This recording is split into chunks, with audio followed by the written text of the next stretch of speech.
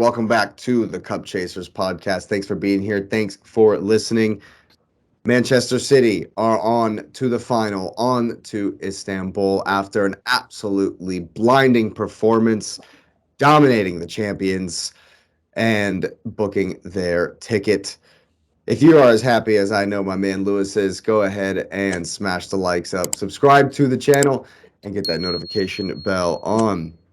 I was, yeah, man, it's just at a loss for words about what Real really brought to the table here. And like I said, it's nothing taken away from City. I expected the same. City are just great at Gas. the same three things that I've always said, and they did them to a plumb. They did them, as good as could be done versus Madrid. They pressed like absolute animals. Their possession was incisive, was clinical, was fast, was technical, and Jack Grealish was making crosses for one. Side note, that was interesting. Yeah, but and then they won every second ball. They won all the second balls. They did. And so when you give a team that Madrid's opportunities to keep the ball and to pass the ball around were few and far in between, let alone any quality they couldn't have managed to find. But when you don't even have an opportunity for the next 10 minutes after you've lost the ball, the next 6 minutes, and then, the ball goes down and then there's a 50-50 ball and you lose it again. Oh yeah, it's disheartening. I've played 50 minutes I played 50 minutes only having 13% possession. It's demoralizing. It's incredible. Just ask Roma. You're just running. You're running for no reason. You're just running to fill space. Yeah. And that's just the hardest thing as a player. Chasing shadows. Right. Well, one thing that's interesting is oh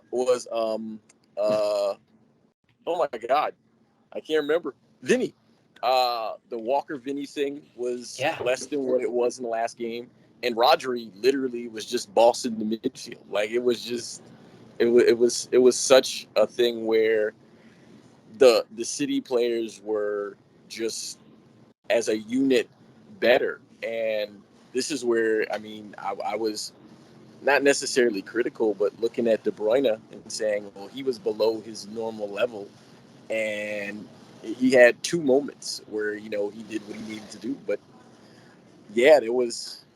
I expected more from Real Madrid, and so I think it was the whole in the first game they said they let the team do what they do, but that didn't make any sense to have that same mentality going away to someone else's ground and say, hey, do what you want to do for the first 15 minutes.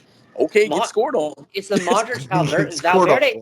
It was Modric Valverde, the lack of Camavinga. Like, I truly feel like the midfield, like as soon as Modric got the ball within like 5-6 minutes in, because City held the ball for the first 3 minutes of the game. They didn't let him touch it.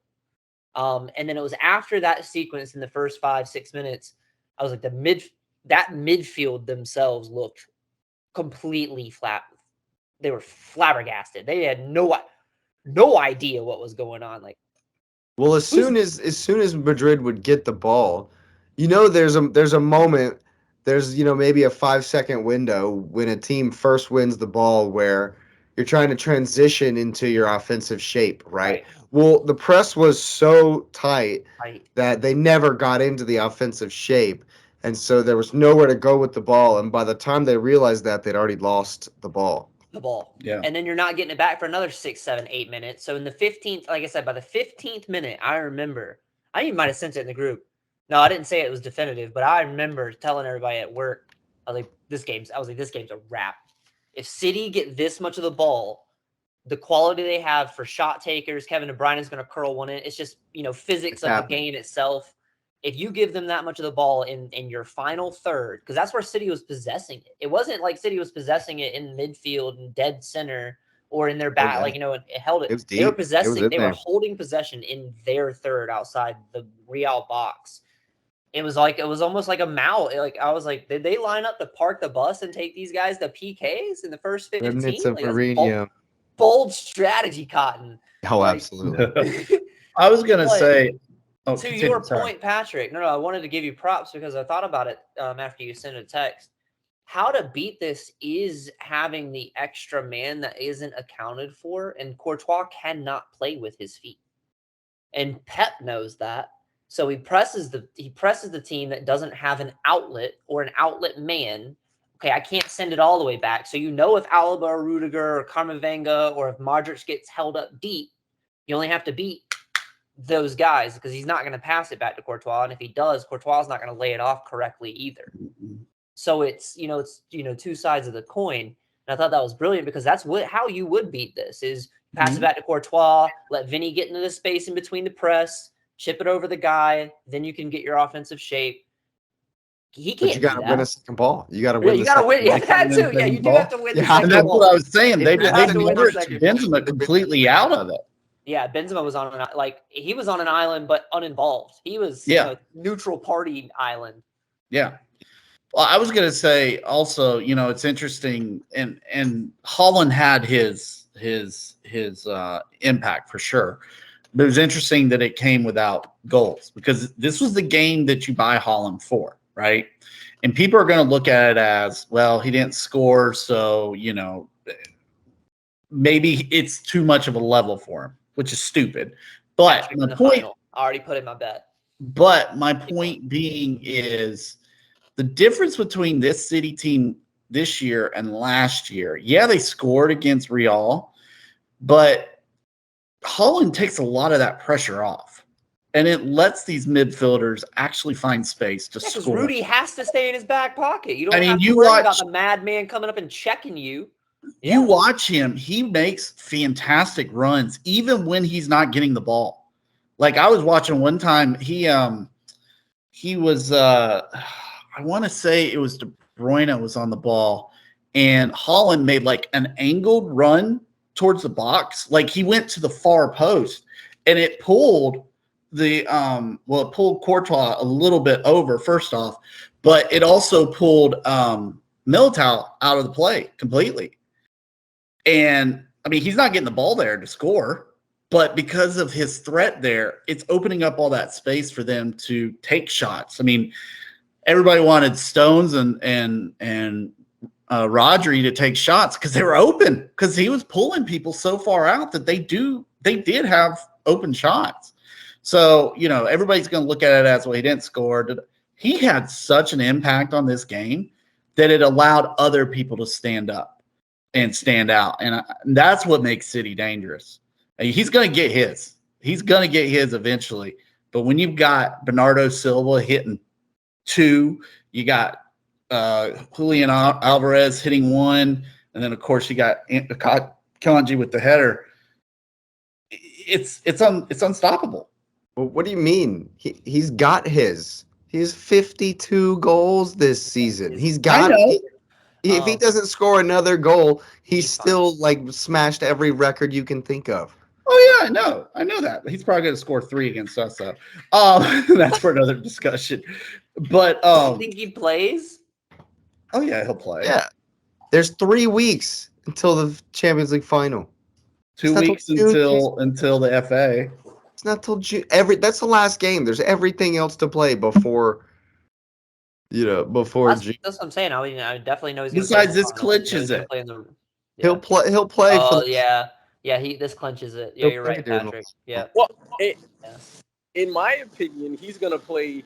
He'll start every game, and the reason he'll do that is because Pep is gonna make them take all the games seriously. Because if you start kind of saying, "Oh, well, we'll take it easy," you ruin the momentum and the form they have going. Mm-hmm. So it would be silly tactically to do that. So they're gonna play every game. So, for example, Chelsea, and it's at home. They're gonna play that one tough. They're going to use the 2 road games to specifically prepare to say, hey, we're going to be playing in a scrimmages. We got to get our heads together because Brighton is going to care about the game. And I don't know who the last game is. I can't remember. But who's that? Brentford. So without Ivan Toney. Without Tony. No Tony. But Brentford is still going to care. So, yeah. So, I mean, it's a home game. It's the last game of the season, so they'll care. So you play your best people but they just won't play the whole game. So, for example, you'll see some rotation in there. But Haaland is going to start because Pep always starts him. But I think you'll start to see Alvarez play a little more as the striker. So maybe they'll play together as paired, and maybe Haaland will come on as a sub. But in general, I think they're going to take it that way because you lose form like that, and you don't want to lose form going into the FA Cup or into the Champions League final. Yeah, and you have a deep enough team to where, if guys are getting tired, you can run them out there, let them play a little bit, and you can still replace that contribution with a guy who's gonna play at the level you need them to play at by replacing them. So, I mean, I think back to when Chelsea went to the Champions League in 2012, and after we beat Barcelona, we just punted the rest of the games on the season. Well, I take that back. I think we had one game against Liverpool. We came in 13th, yeah.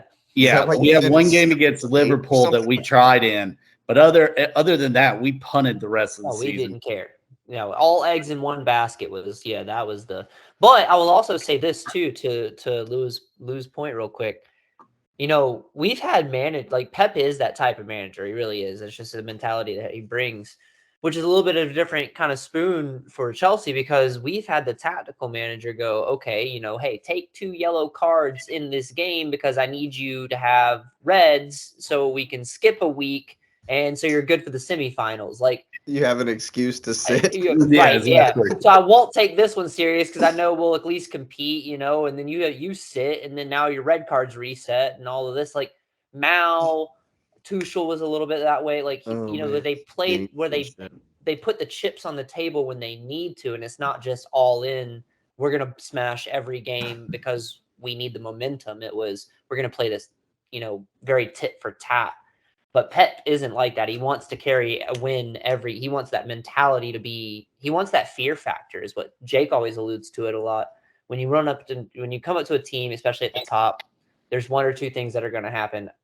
Holy cow, we're playing City this week. Or, hey, we're going to take it to the top and City just happens to be there this week. Like, that's just the mentality of the Premier League. It's you either want to beat who's on top or you're scared of who's on top. Well, that's why City have dominated the league for however many, for Pep's a killer, man. I'm telling you.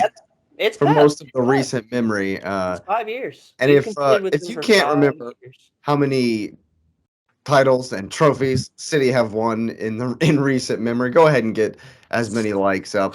Subscribe to the channel. 5 out of the last 6 Premier Leagues. There you go. And get that notification bell on. We'll be back really, really soon.